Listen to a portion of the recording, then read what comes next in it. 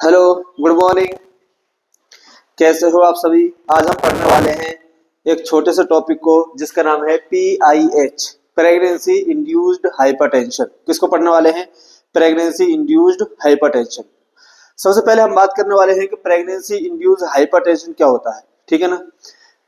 Pregnancy induced hypertension हम उसको बोलते हैं कि ऐसी फीमेल जिनको प्रेगनेंसी के अंदर, किसके अंदर? प्रेगनेंसी के अंदर जिनका बीपी जो है वो क्या हो जाता है, बढ़ जाता है। और कितना बढ़ जाता है? 140/90 से ज्यादा। कितना? 140/90 से ज्यादा क्या हो जाता है? बीपी बढ़ जाता है। कब? प्रेगनेंसी के अंदर। PIH किसको बोलते हैं? तो हम इसके बारे में अगर हम बात करें कि एक फीमेल है जिसका नॉन प्रेगनेंसी में बीपी क्या है? नॉर्मल है, लेकिन बीपी कितना बढ़ जाना? 140/90 mmHg। कितने से ज्यादा? 140/90 mmHg ज्यादा बीपी का बढ़ जाना। कितने वीक के बाद? After 20 week of gestation. कब बढ़ जाना? After 20 week of gestation BP का कितना बढ़ जाना? बढ़ जाना क्या कहलाता? PIH। ये सबसे इंपॉर्टेंट है। कितने वीक के बाद? 20 वीक के बाद। अगर किसी फीमेल का बीपी 20 वीक से पहले बढ़ा हुआ है, क्या है? 20 वीक से पहले अगर बीपी बढ़ा है उसको क्या बोलते हैं हम? अगर कितना वीक? Less than 20 week. कितने वीक से पहले? 20 वीक से पहले अगर बीपी क्या है? बढ़ा हुआ है, बीपी इंक्रीज। कितने वीक से पहले? 20 वीक से पहले अगर बीपी बढ़ा हुआ है तो उसको हम बोलते हैं क्रोनिक हाइपरटेंशन। क्या बोलते हैं उसको? Chronic hypertension. क्या बोलते हैं उसको? क्रोनिक हाइपरटेंशन बोलते हैं। अगर 20 वीक से पहले बढ़ा हुआ है, 20 वीक के बाद बढ़ा हुआ है तो उसको क्या बोलते हैं? PIH। ये क्या करना है? हमें याद रखना है। ठीक है ना। हाँ, अब नॉर्मली क्या होता है, एक कंडीशन है, इसी को हम दूसरा नाम देते हैं, वो क्या होता है? Gestational hypertension. क्या बोलते हैं उसको? Gestational hypertension. गेस्टेशनल हाइपरटेंशन क्या होता है?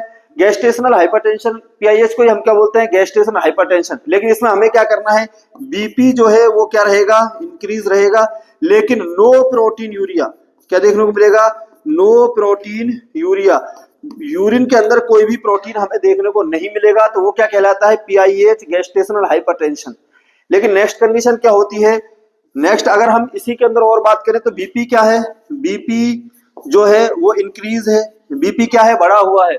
और बीपी के साथ में अगर हमें क्या देखने को मिले? Protein urea. क्या देखने को मिल जाए हमें? प्रोटीन यूरिया जो है वो हमें यूरिन के अंदर देखने को मिल जाता है। ठीक है ना। तो उसको हम क्या बोलते हैं? Pre eclampsia. उसको क्या बोलते हैं हम? Pre eclampsia. क्या बोलते हैं उसको? Pre eclampsia. आगे समझ में? ठीक है। बीपी बढ़ा है, नो प्रोटीन यूरिया है, तो कंडीशन क्या कहलाएगी? Gestational hypertension.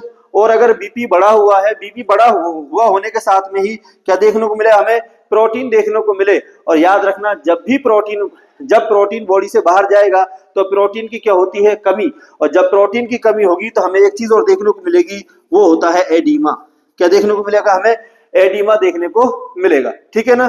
तो ये सब कंडीशन है। नेक्स्ट अगर हम और आगे बात करें तो नेक्स्ट कंडीशन क्या होती है? बीपी जो है वो क्या है? इंक्रीज है। ठीक है ना। और बीपी के साथ में हमें क्या देखने को मिल रहा है? प्रोटीन यूरिया हमें देखने को मिल रहा है। और प्रोटीन यूरिया के साथ में ही अगर फीमेल को जो है वो क्या आ जाए? कन्वर्जन आ जाए। क्या आ जाए? फीमेल को कन्वर्जन आ जाए, तो फिर इस कंडीशन को हम नाम दे देते हैं इक्लेम्सिया। कौन सी कंडीशन बोलते हैं इसको? इक्लेम्सिया। ये तीन चीजें होती है। बीपी बढ़ा हुआ है, नो प्रोटीन यूरिया देखने को मिल रहा है, तो कंडीशन क्या कहलाती है? PIH। बीपी बढ़ा हुआ है, उसके साथ में ही प्रोटीन यूरिया हमें देखने को मिल रहा है, कंडीशन कहलाएगी प्रीक्लेम्सिया। तीसरी कंडीशन होती है बीपी बढ़ा हुआ है, प्रोटीन यूरिया भी है, और उसके साथ में क्या है? कन्वर्जन है, तो कंडीशन क्या कहलाती है? इक्लेम्सिया की कंडीशन हमें देखने को मिलती है।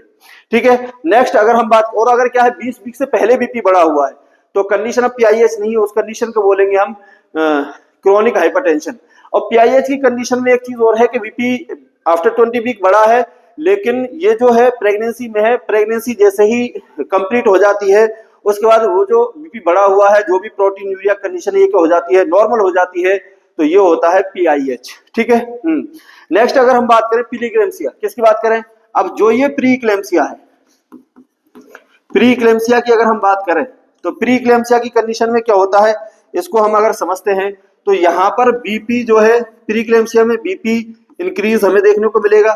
चलो बीपी हमें इंक्रीज देखने को मिल रहा है, लेकिन बीपी के बढ़ने का सबसे ज्यादा जो है वो डिफरेंसेस देखा जाता है। प्री इक्लेम्सिया में क्या देखा जाएगा, डिफरेंसेस देखा जाता है। क्या डिफरेंस देखा जाता है कि सिस्टोलिक बीपी जो है, क्या है, सिस्टोलिक बीपी जो है वो कितना बढ़ जाए, 30 mm ऑफ Hg, कितना बढ़ जाए, 30 mm ऑफ Hg। और अगर हम बात करें डायस्टोलिक बीपी की बात करें, और डायस्टोलिक बीपी कितना बढ़ जाए, more than 15 mm of Hg, कितना बढ़ जाए, more than 50 mm of Hg अगर बढ़ा हुआ है तो पहली कंडीशन तो क्या होती है, बीपी की कंडीशन होती है। दूसरी बात करते हैं प्रोटीन, दूसरा क्या देखने को मिले हमें, प्रोटीन यूरिया। दूसरा ये बात कर रहे हैं प्री इक्लेम्सिया की, प्रोटीन यूरिया की अगर हम बात करें तो यूरिन के अंदर प्रोटीन देखने को मिलेगा, ठीक है ना। और तीसरी अगर हम बात करें तो तीसरा क्या होता है, एडिमा। तीसरा क्या होता है, एडिमा। अब प्रोटीन जो है इसमें ग्रेडिंग दी जाती है। अगर 0.1 देखने को मिल रहा है 1 लीटर के अंदर, उसको बोलते हैं हम ट्रेस बोलते हैं। अगर 1 लीटर के अंदर 0.3 mg देखने को मिल रहा है, उसको हम +1 देते हैं, ठीक है ना। तो ये सब ग्रेडिंग दी जाती है प्रोटीन यूरिया के अंदर। अगर हम बात करें एडिमा, एडिमा की कंडीशन में क्या होगा, हाइपोप्रोटीनूरिया में देखने को मिलेगा, हाइपोप्रोटीनीमिया। क्या देखने को मिलेगा हमें, हाइपोप्रोटीनीमिया देखने को मिलेगा। और जब प्रोटीन का लेवल कम होगा तो मोस्टली प्रोटीन कौन सा होता है, एल्बुमिन। और एल्बुमिन क्या करता है, बॉडी के अंदर ऑस्मोटिक और ऑनकोटिक जो प्रेशर होता है उनको क्या करता है, मेंटेन करके रखता है। तो उसकी कमी होगी, प्रोटीन की कमी होगी, तो फिर यहाँ से जो फ्लूइड है, फ्लूइड जो है वो क्या होता है, एस्केप आउट होता है। प्रेशर के कम होने की वजह से फ्लूइड जो है वो क्या होता है, एस्केप आउट होता है और बाहर आता है। कहां पर, जहां पर भी इंटरस्टिशियल स्पेस है, जो बची हुई जगह है, वहां पर फ्लूइड बाहर आएगा और क्या कॉज करेगा, ये एडिमा कॉज करेगा। क्या कॉज करेगा, एडिमा कॉज करेगा, ठीक है ना। तो अगर ये तीनों कंडीशन देखने को मिले तो कंडीशन क्या कहलाती है, वो प्री इक्लेम्सिया की कंडीशन कहलाती है, ठीक है। नेक्स्ट अगर हम बात करें, अगर यही कंडीशन तीनों है और उसके साथ में ही अगर हमें क्या देखने को मिले, प्लस अगर हमें देखने को मिले फीमेल के अंदर कन्वर्जन, क्या देखने को मिले, कन्वर्जन देखने को मिले, ठीक है ना। और जब कन्वर्जन देखने को मिलेगा तो अब कंडीशन हो जाती है एक्लेम्सिया की कंडीशन। किसकी कंडीशन होती है, एक्लेम्सिया की कंडीशन हमें देखने को मिलती है।